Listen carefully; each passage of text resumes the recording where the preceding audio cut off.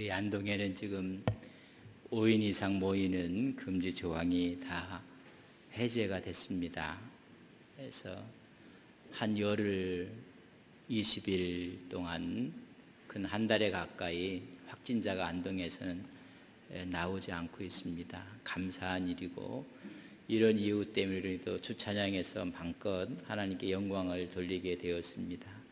너무 오랜만에 우리 찬양으로 악기 연주를 해주고, 박수 한 번 더 하겠습니다. 감사합니다. 여건이 좋아져서 저 뒷자리에 우리 성가대 찬양단만 앉으면 되겠습니다. 오늘도 가정에서 예배드리는 우리 온 성도님들이 있습니다. 이제 많이 완화되었고, 백신을 우리 어르신들은 거의 지금 1차 다 접종이 됐고요. 더 많은 어르신들은 1, 2차까지 다 접종이 끝나게 되었습니다. 그래서 우리가 믿음으로, 신앙으로 하나님을 섬기는 일에, 예배하는 일에 온 마음을 다하는 온 성도님들이 되시기를 주님의 이름으로 간절히 부탁을 드립니다. 우리는 기도하는 사람이기 때문에 기도하며 또 지켜나가며 하나님께 영광을 돌렸으면 좋겠습니다. 가슴 아픈 또 뉴스가 광주에서 일어났습니다. 여러분, 건물이 붕괴돼서 지나가는 버스를 덮치게 되었습니다. 부모와 자식 간의 생과 사의 구분을 짓게 만들었고, 사람이 죽어가는 그런 모습을 보게 됩니다. 여러분, 불법 하도급의 문제였다, 그 정황을 이야기합니다. 끔찍한 결과가 일어날 때는 원인이 꼭 있습니다. 사건이 일어나면 사건을 제공한 원인 제공이 있다는 것을 우리가 알게 됩니다. 여러분, 지난주에는 36살의 젊은 나이에 제1야당의 당대표가 선출이 되었습니다. 보수였고 또한 나라를 위해서 일을 많이 했던 제1야당이었는데 30대가 당대표가 된다는 거 아마 상상을 못했을 것입니다. 왜 그런 원인과 또 그렇게 결과가 나오게 되었는가? 기성 정치인들에 대해서 뭔가 경종을 울리고 있고, 새로운 바람과 또 새로운 정치를 해보야 되겠다는 그런 발로가 아니었겠습니까? 여러분, 모든 결과를 보면 그런 원인들이 있고 그 원인 제공자가 있습니다.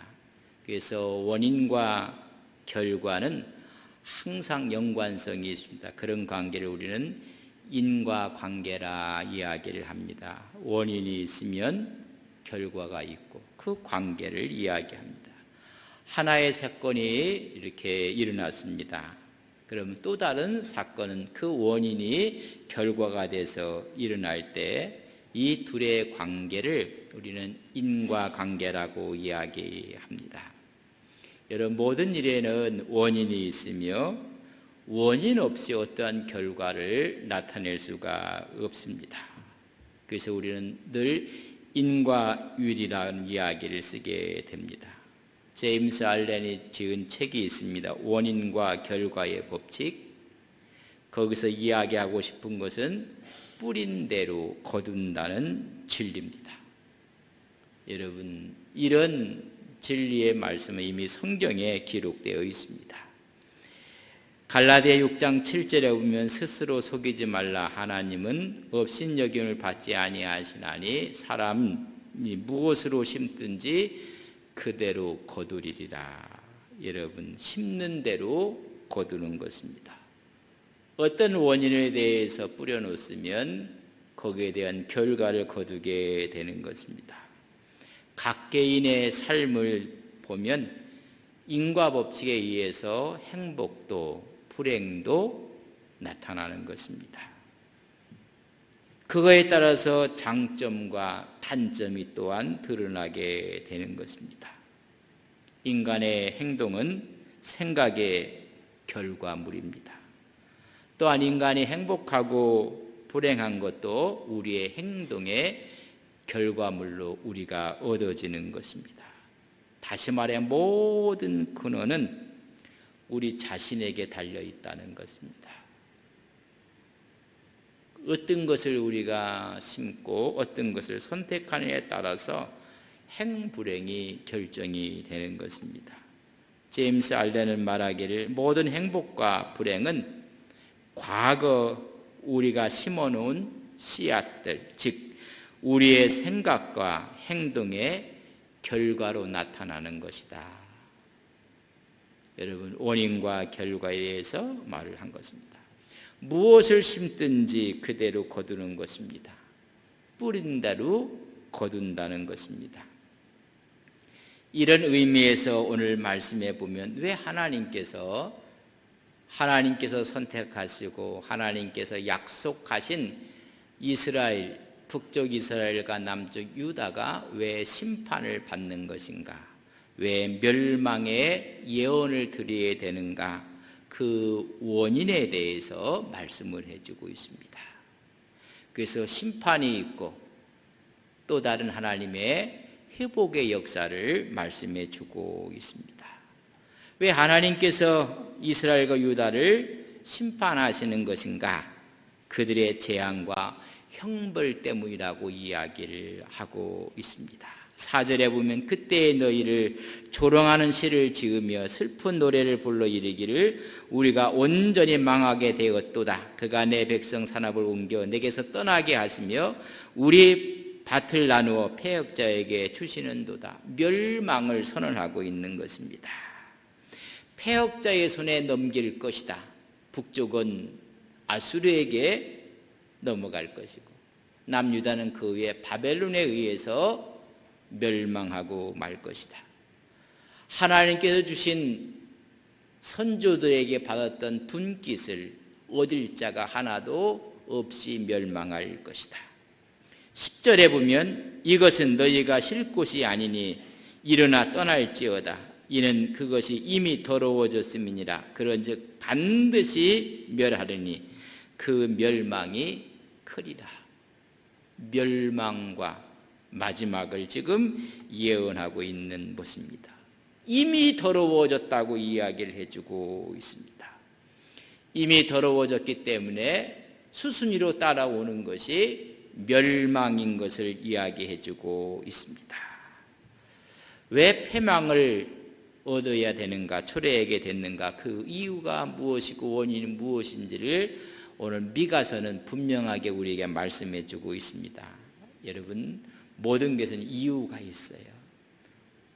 혹시 5인 이상 여러분 규제가 풀리니까 식당에서 사람들이 참 많이 모였다고 이야기를 해요. 그런데 식당은 가보면 잘 되는 집이 있습니다. 여러분, 그런 집은 잘 되는 이유가 있습니다. 어느 식당을 갔더니 사람들이 없어요. 그런 뭐예요? 여러분, 안 되는 이유가 있다는 것입니다. 오늘 이스라엘 백성들이 왜 하나님이 택하신 백성인데 왜 멸망당할 수밖에 없는가? 그 이유의 죄를 3가지로 지적을 하고 있습니다. 첫 번째는 지도자들의 죄입니다. 2장 1절에 보면 그들이 침상에서 죄를 꾀하며 악을 꾸미고 날이 밝으면 그 손에 힘이 있으므로 그것을 행하는 자는 화 있을진저.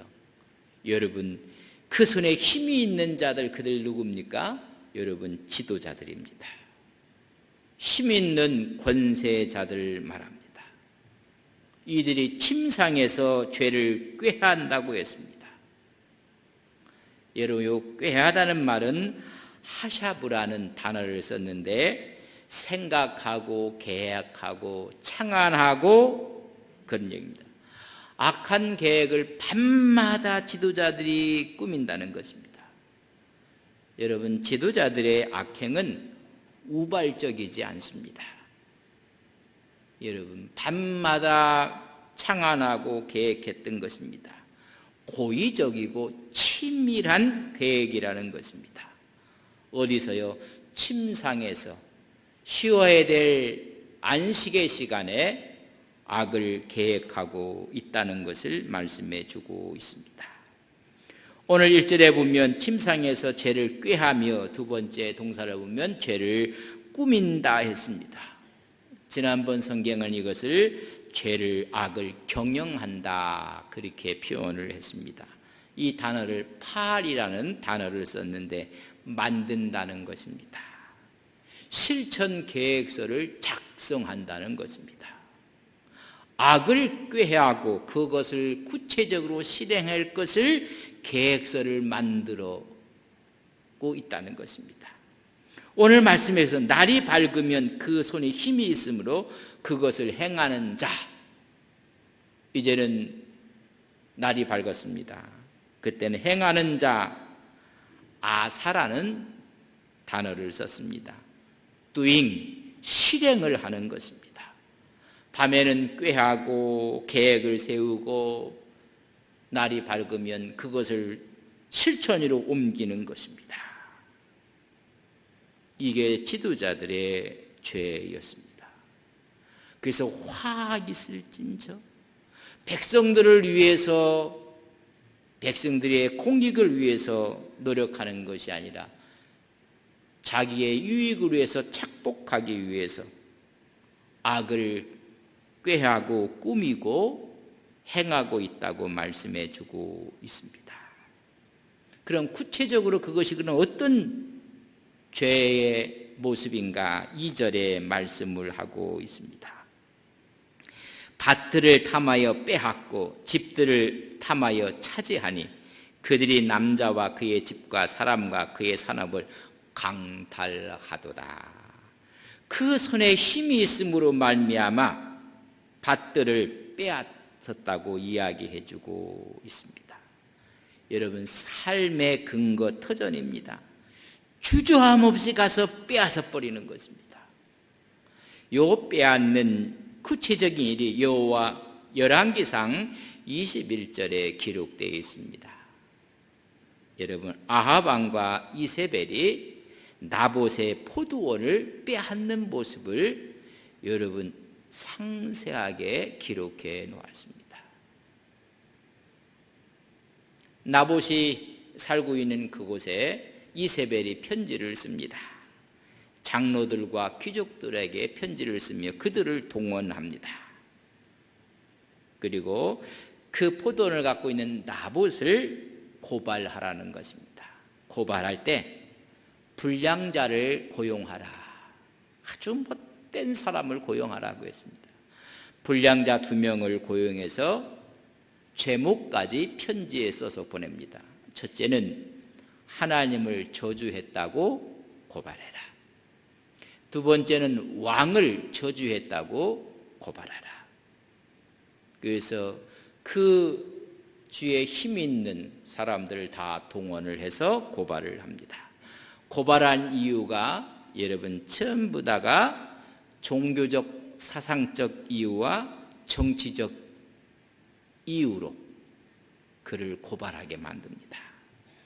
하나님을 저주하지도 않았는데 하나님을 저주했다고 하고, 왕을 저주하지도 않았는데 왕에게 대해서 반기를 들었다고 고발을 하게 됩니다. 급기야 나봇은 돌에 맞아 죽습니다. 오늘 그런 얘기입니다. 밭을 빼앗아 버리고 마는 것입니다. 침상에서 꾀하고 꾸미고 한 것을 이제는 백주떼내서 그들의 밭들을 빼앗는 것입니다. 집들을 차지했다고 했습니다. 여러분, 최소한 삶의 공간마저도 갈취해 가는 것입니다. 사람의 산업을 강탈해 갔다고 했습니다. 기업을 일구어 놨는데 하루아침에 빼앗기고 마는 것입니다. 이게 지도자들의 그 당시의 죄의 모습이었습니다. 그 당시의 죄의 모습이 오늘 우리의 죄의 모습하고 그렇게 크게 다른 점은 없다고 봅니다. 탐심, 그래서 폭력이 난무하는 것입니다. 수단 방법을 가르지 아니하고 밭을 빼앗고 집을 강탈하고 기업을 빼앗아 가는 것입니다. 누가? 지도자들이. 그들의 지위를 이용해서 자신들의 이익을 추구한 것이 미가의 눈에 비춰지고 하나님 말씀을 전하는 것입니다. 두 번째 죄는 종교인의 죄였습니다. 거짓 예언자들의 죄를 이야기합니다. 바른 말을 해야 될 사람들, 올바른 길을 제시해야 될 지도자들이, 신앙적인 지도자들이 뇌물에 눈이 어두워져서 악을 행하는 사람들을 변호하고 있고 두둔하고 있습니다. 여러분, 그 사회는 망할 수밖에 없는 것입니다. 오히려 하나님 말씀을 전해야 될 그들이 하나님 말씀을 전하지 않고 거짓 예언을 하는 것입니다. 초등학생, 중학생, 고등학생들에게 설문조사를 한 적이 있어서 발표한 적이 있습니다. 우리 사회의 직업군에 대한 신뢰도를 평가한 것입니다. 최고의 신뢰도는 5점으로 생각하고 직업군에 대한 신뢰도 평가를 했습니다. 기성세대가 아니고 성인이 아니고 아직 때묻지 않는 초등학생, 중고등학생에게 했던 설문입니다. 신뢰도가 가장 높았던 그룹이 직업군이 교육자였습니다. 학교에서 가르치는 선생님이 있기 때문에 하여튼 교육자가 나왔습니다.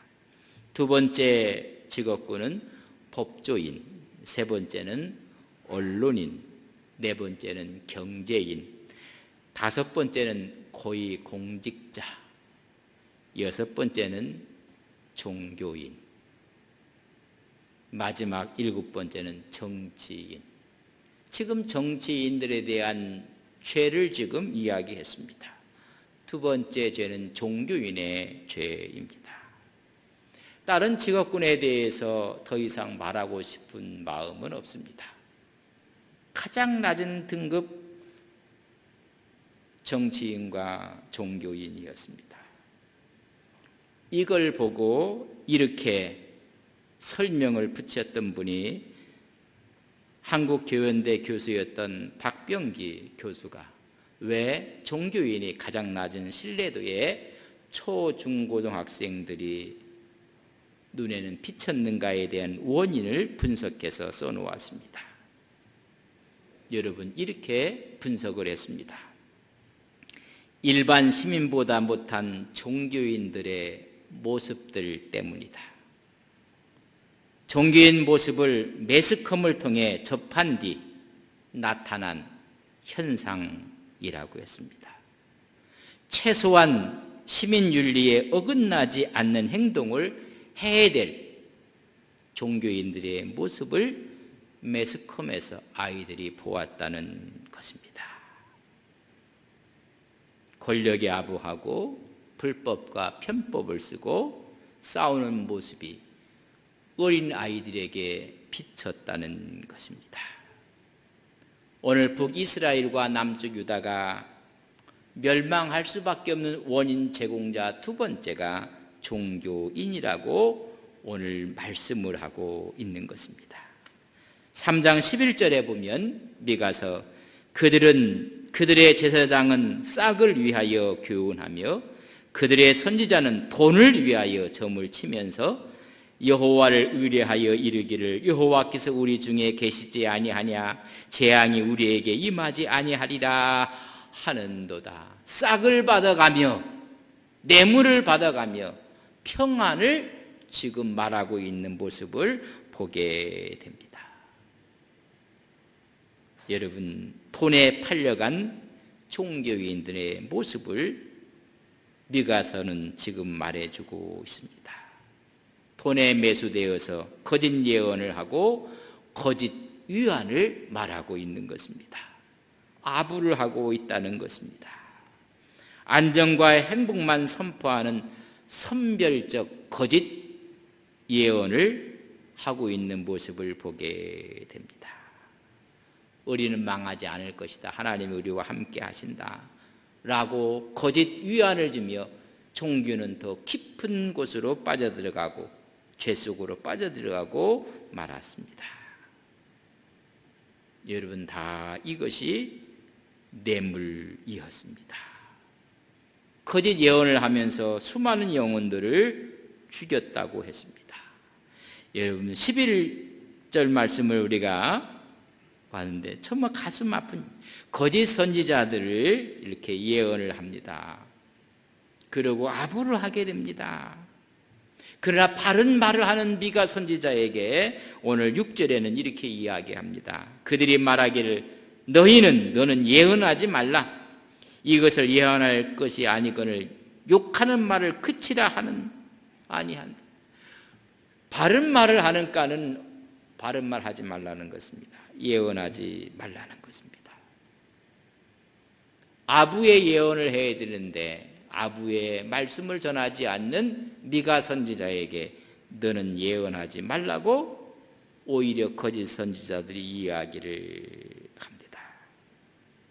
아모스에서도 보면 아모스 7장 16절에 보면 이제 너희 여호와의 말씀을 들을지니라 내가 이르기를 이스라엘에 대하여 예언하지 말며 이삭의 집을 향하여 경고하지 말라. 이런 미가나 아모스나 마찬가지 하나님 말씀하지 말라는 것입니다. 여러분, 신약에 와서도 하나님의 말씀, 하나님의 복음의 말씀을 말하는 것을 종교 지도자들이 막습니다. 사도행전 4장 18절에 보면 그들이 불러 경고하여 도무지 예수의 이름으로 말하지도 말고 가르치도 말라 하니라. 누가? 종교 지도자들이 베드로를 불러놓고 더 이상 예수의 이름 말하지 말라고 합니다. 사도행전 5장 40절에 보면 그들이 옳게 여겨 사도들을 불러들여 책질질하며 예수의 이름으로 말하는 것을 금하고 놓아버립니다. 미가서에 비친 미가의 모습은 바로 이런 모습이었습니다. 아부를 해야 되는 것입니다. 거짓 예언을 해야 되는 것입니다. 그래서 그들은 2장 11절에 보면 사람이 만일 허망하게 행하며 거짓말로 이르기를 내가 포도주와 독주에 대하여 내게 예언하리라 할 것 같으면 그 사람이 이 백성의 선지자가 되리로다. 진정한 선지자는 포도주와 독주에 대해서 예언하는 그 사람이다. 요 독주와 포도주라는 이 말은 뭐냐면 거짓 예언을 말하는 것입니다. 거짓 평안을 이야기하고 거짓 번영을 이야기하고 그래서 그것을 포도주와 독주에 대해서 거짓을 한 것이 거짓을 말하는 그 사람이 참 선지자라. 그리고 바른 말을 이야기하는 미가는 예언하지 말라라고 이야기를 하고 있는 것입니다. 진정한 하나님의 종들이 뇌물 앞에 전부 다 무릎을 꿇고 말았다는 것입니다. 에스겔서에는 더 가슴 아픈 이야기를 합니다. 에스겔서 13장 19절에 보면 너희가 두어 웅큼 보리와 두어 조각 떡을 위하여 나를 내 백성 가운데서 욕되게 하여 거짓말을 고지 듣는 내 백성에게 너희가 거짓말을 지어내어 여러분 하나님의 이름을 동원하여 거짓말을 지어내서 예언을 하고 있는데 두어 웅큼 보리와 두어 조각 떡을 위해서 여러분 물질을 위해서 거짓 예언을 하고 그의 영혼들을 죽이고 있다고 말씀하고 있습니다. 미가에 비춰진 세 번째 원인 제공자는 백성들의 죄였습니다. 정치인이 종교 지도자가 이제는 백성들까지 총체적인 멸망의 원인을 제공하고 있습니다. 하나님의 대적자가 되었다는 것입니다. 하나님을 적으로 삼고 있는 것입니다. 더 이상 하나님의 백성이 아니라는 것입니다. 그때 하나님도 더 이상 구원의 손길을 내려놓겠다는 것입니다. 여러분 백성들이 어떻게 했는가? 8절에 보면 근래에 내 백성이 원수같이 일어나서 전쟁을 피하여 평안히 지나가는 자들의 의복에서 겉옷을 벗기고 겉옷을 빼앗아 버리고 근래에 지금 정치인이 종교인 지도자들이 타락하는 까는 그거와 때를 맞춰서 백성이 원수같이 일어나갖고 힘없는 사람들이 겉옷을 빼앗아 가는 것입니다. 그뿐만이 아닙니다. 9절에 보면 내 백성의 부녀들을 그들의 즐거운 집에서 쫓아내고 그들의 어린 자녀에게서 나의 영광을 영원히 빼앗는도다. 부녀자들을 쫓아내고 즐거운 집에서 쫓아나고 어린 자녀들이 하나님의 영광인데 그 영광을 얻지 못하도록 유괴하고 인신매매하는 사건이 벌어지고 있다는 것입니다. 오히려 옷을 벗기고 강도짓을 하고 부녀들을 잡아서 팔아넘기고 어린아이들은 고아가 돼서 하나님의 영광이 아예 나타나지 않고 이런 모습을 이야기해 주고 있습니다. 겉으로 보기에는 지극히 이성적인 것처럼 보이고 사람의 존재 가치를 중요하게 존중하는 것 같지만은 실상은 모두가 욕심과 소유욕을 갖고 권력욕을 극대화하기 위해서 교모하게 빼앗고 오히려 짓밟고 하는 모습을 미가의 눈에 지금 보여주고 있는 것입니다. 이런 원인 때문에 너희들이 멸망할 것을 말씀해 주고 있습니다. 하나님과의 수직의 관계가 깨졌습니다. 깨지니 수평 인간의 관계가 다 깨어지고 말았습니다. 오늘 하나님의 관계가 분명히 할 때 옆에 있는 사람의 관계도 아름다워지는 것입니다. 이것이 하나님의 아픔입니다. 이것이 하나님의 눈물입니다. 그러나 여기서 끝나는 것이 아니라 다 타락했는 줄 알았는데 남은 자가 있다는 것입니다. 회복의 메시지가 있는 것입니다. 이스라엘의 남은 자, 하나님의 긍휼의 회복을 기다리는 자, 거룩한 자, 거룩한 구루터기가 있다고 말씀해 주고 있습니다. 여러분, 엘리야 시대도 마찬가지입니다. 나만 혼자 남았다고 이야기할 때 들려주는 음성이 너만 혼자 남은 것이 아니다. 바알에게 무릎을 꿇지 않는 자가 있다. 바알에게 입 맞추지 않는 사람들이 있다. 그 사람들이 7,000명이 있다고 이야기를 합니다. 사대교회를 책망하면서 말씀하기를 아직 옷을 더럽히지 않는 자들이 있느니라. 여러분, 오늘 남은 자가 있다고 말씀을 해주고 있습니다. 회복의 예언까지 말씀하는 것입니다. 죄 때문에 징계는 받지만은 완전히 멸망할 것이 아니다. 남은 자가 있다는 것입니다. 세상 앞에 무릎 꿇지 않고 세상 물질 앞에 입 맞추지 않은 자가 있다는 것입니다. 그래서 구원을 베푸시는 주체가 하나님이신데 아수르에게 끌려가고 바벨론에 끌려갔지만은 아직 남은 자가 있다. 거기에 다니엘이 있었고 그의 친구들이 있었고 거기에 느헤미야가 있었고 남은 자가 있음을 말해주고 있는 것입니다.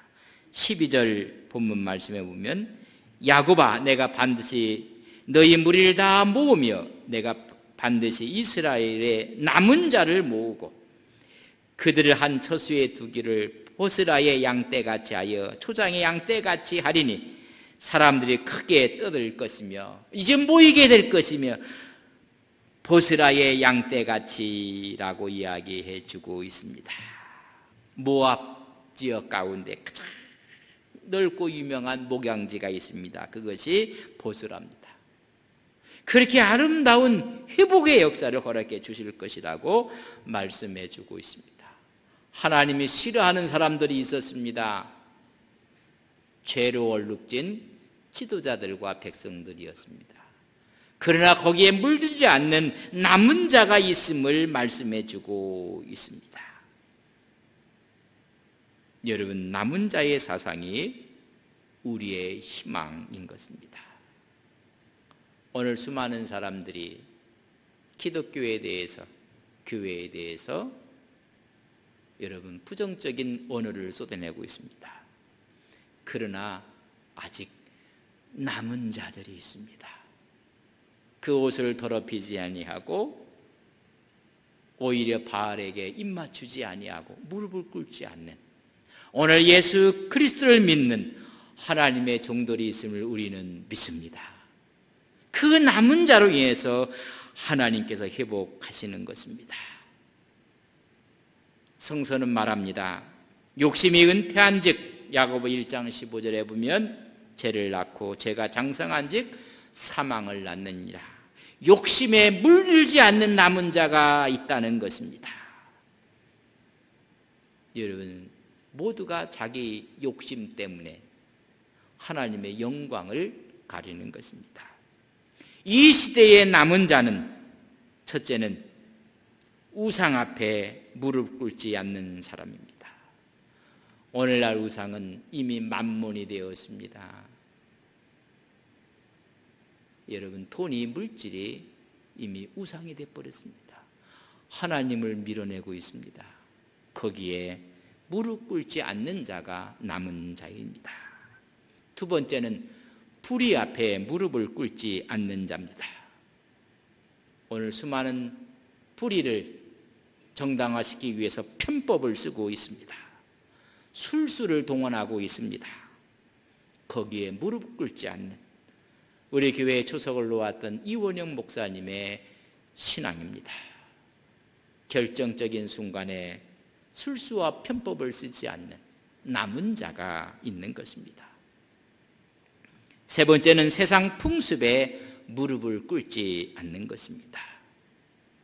인본주의 앞에 무릎을 꿇지 않습니다. 오직 신본주의, 하나님 중심 사상으로 살아가는 것입니다. 오늘 멸망을 이야기하지만은 회복을 말씀하고 있는 미가 선지자의 모습입니다. 그래서 미가서에 보면 예수님의 탄생에 대한 예언을 하고 있습니다. 오늘 우리는 하나님 앞에서 남은 자로 하나님께 서일 때 아직 교회에 희망이 있습니다. 우리에게 희망이 있습니다. 희망을 이야기하는 우리의 믿음의 종들이 되시기를 주님의 이름으로 간절히 바랍니다. 우리 다 일어서시기